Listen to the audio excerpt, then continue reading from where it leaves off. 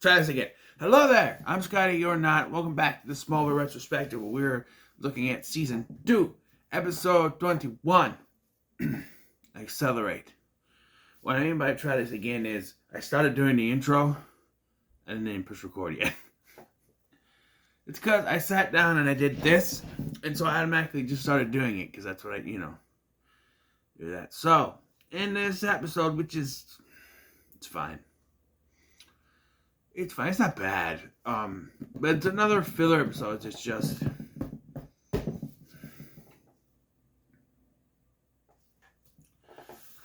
we're finally gonna get to something next episode, though. So stay tuned. Until then, thank you for watching. I've been Scotty. Wait, no, don't have 26 seconds. Anyway, so in this episode, Lana is haunted by ghosts from her past. A little girl shows up, revealed to be Emily Dinsmore, former friend of Lana's, who died when they were little girls. Fell in a river. Lana fell in the river and Emily jumped in to save her, but she died and Lana survived. Now, all these years later, the little girl shows up again, haunting Lana. Is it a ghost or is it something else at work? Something I want to talk about is not even about the story. I have noticed something. They have not developed Lex and Helen's relationship that well at all. There are episodes where she's gone. And, okay, so they meet each other, they have, one date, and then the next, they're, boyfriend and girlfriend. A few episodes later, they're boyfriend and girlfriend. And then they have a breakup, but then the next episode, they're back together again. And then they just keep going, and that she's gone from episodes and then comes back.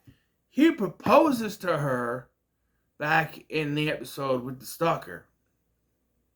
It's now 3 episodes later when he yet to see her. In this episode, he is testing wedding cakes and she is not there. I don't know. I know they probably only had Emmanuel Vaugier, I think that's how you pronounce it. I always said it was Vauger. Sorry if I pronounced it wrong. For a certain amount of episodes, but it's very obvious that she's missing. She should be sprinkled throughout each episode since her introduction. She just disappears constantly. It just doesn't make any sense to me. And their relationship was underdeveloped. He proposes to her. It doesn't feel earned. The proposal doesn't feel earned. It just doesn't. Because they just haven't had a relationship. They haven't. So I don't know. At least nothing we've seen on screen. But yeah, so they're at the movie theater and right away I am getting pissed. I think it's in the Talon, I think. They're having a movie night. So the scene, they're reaching for popcorn. Clark and Lana holding hands. And they just had to show Chloe be all mad about it. And I looked at the TV and I was like, shut the fuck up, Chloe. Just enough. Enough. I'm done with this love triangle. I said it before. I'm done with it. I'm done. Stop it. Stop with this. Stop. No more. Okay? Have Clark and Lana together. Fine. Have them do their romance thing. Fine. Leave Chloe the fuck out of it. I'm sick of it by now. It should have ended with season 1. She should have accepted, oh, he's always going to go after Lana. He doesn't have anything to do with me. I should be done with it, right? She even has a little fling with the editor boy or whatever. I can't say who it is. The, Metropolis boy during the summer between the thing, right? So just enough. I'm tired of it. I'm tired. I'm done. I'm not tired. I'm done. Done. This is the only thing we see Pete. I don't know what going on. I always thought that we'd see Pete more, and we have, but not as much as I would like. He's a series freaking regular, and he's treated like a recurring character. He shows up here and there when they need to use him. When he and Clark need to go investigate shit, that's what it is. Why wasn't he with them when they were investigating Eric in the last episode?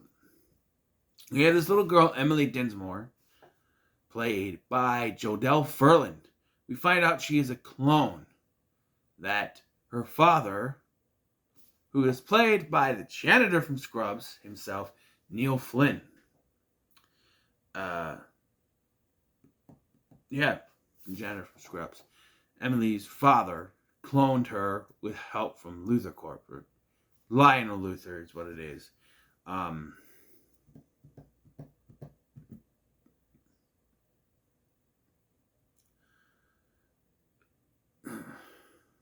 Yeah. Lana confides in Clark. We find out the story I told you where they went swimming. Or they didn't go swimming. Lana fell in. Emily tried to save her and didn't make it. This Emily, though, has none of those memories.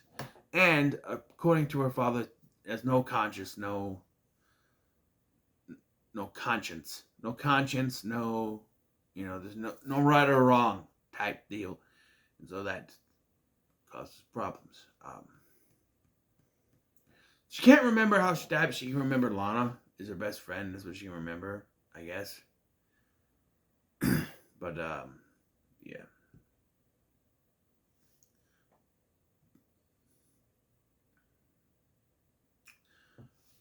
So, Lex, like I said, is testing wedding cakes. I do like the scene when Lionel comes in and he just grabs a piece of cake and eats it. And he's like, amaretto. The liqueur is overpowering the butter. And he just, give him a glass of water. They give him a glass of water in a wine glass. He's like, thank you. Water in a wine glass? Really? Rich people, man. Rich people. But Helen is not there because, I don't know, it would make too much damn sense, I think. Why isn't she there? Why have a scene where they're tasting wedding cakes and she's not there? Their excuse is, oh, she said she was going to be here, but she's running late or something. Lionel gave her a wedding present since he's not invited to the wedding. It's a trip to the Bahamas, their own island. He's even throwing in the Luthor Corp jet. Yeah. But Emily turns on her father, and he doesn't die. I was like, wait, no. I thought he was in the without too much spoilers, there's another Emily episode next season. I thought he was in that one. He is. He doesn't die. He just gets put in the hospital. I guess. And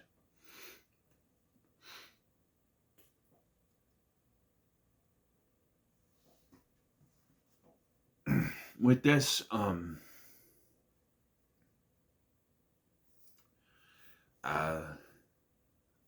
yeah, Lex shows up to see him, and he's unconscious because he knows he's a Luthor Corp employee. He sees Emily, so he sees him. Nobody else believes Lana except for Clark because Clark sees her too. Pete is in this episode. He's digging the they're digging up the into these graves to see the body's still there, which it is. Oh, that's grave robbery, by the way. They mentioned Sheriff Adams. I think maybe she does show up once because after they find the lab, and there's meteor rock there, but Clark doesn't let on anything. They go back. They call the police. When she gets there, I do love as much as I don't like her. I like this line. She's like, "Yeah, we followed your tip just like you told us. David Copperfield must have got there first." And I hate that in this series. I think I've said it before, where they find something and magically by the time they get there, it's been changed. No one could have known that they found it. No one. No one else knew they were there. They find it, they run off, and then they tell the cops. Unless Lionel has someone working for the cops, there's no way he could have known that they found the place. No way. It's complete and total bullshit. Just so they can have a cover-up. Clark does go back and finds Emily there.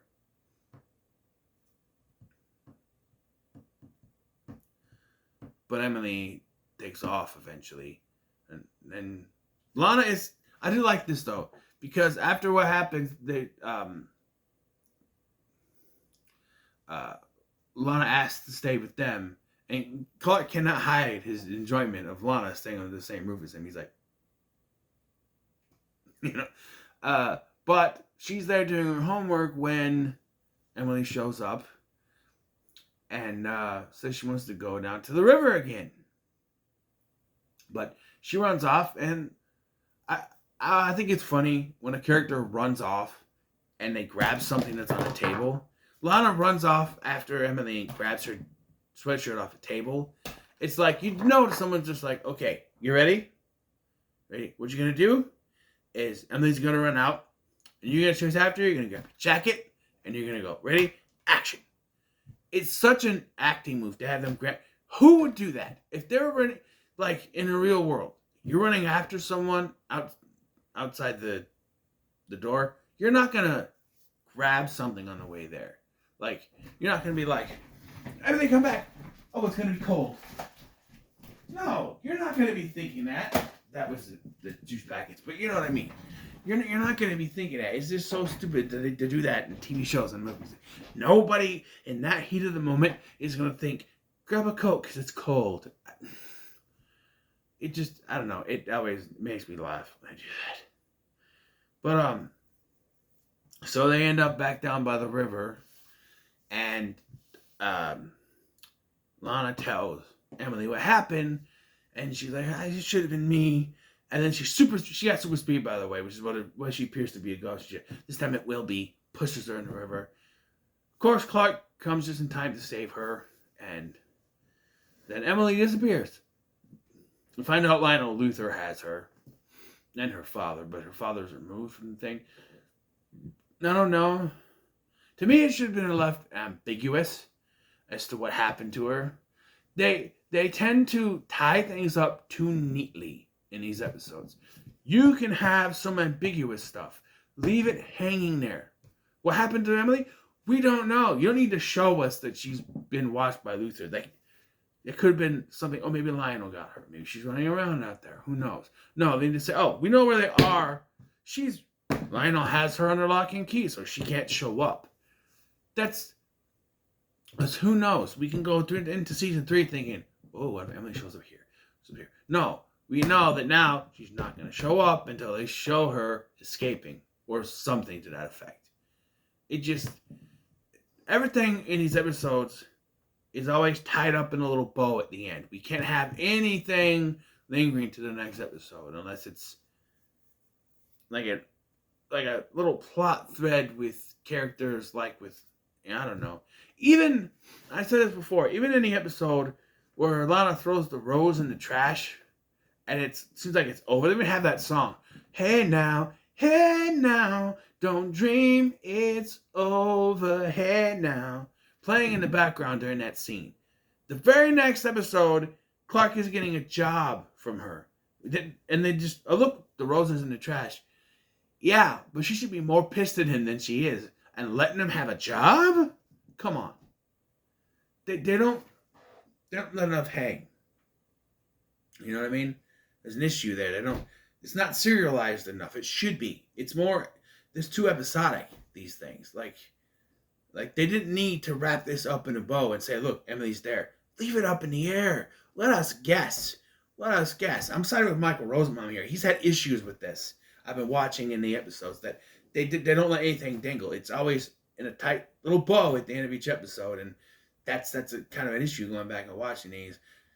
Some For Good or Weak stuff is fine, but like this, like, where's Emily? We don't know. Let it hang. Nope, they got to show us where she is. Didn't need to know. Let her come back. You know, what happened to her? You know? I don't know, but it is frustrating to me.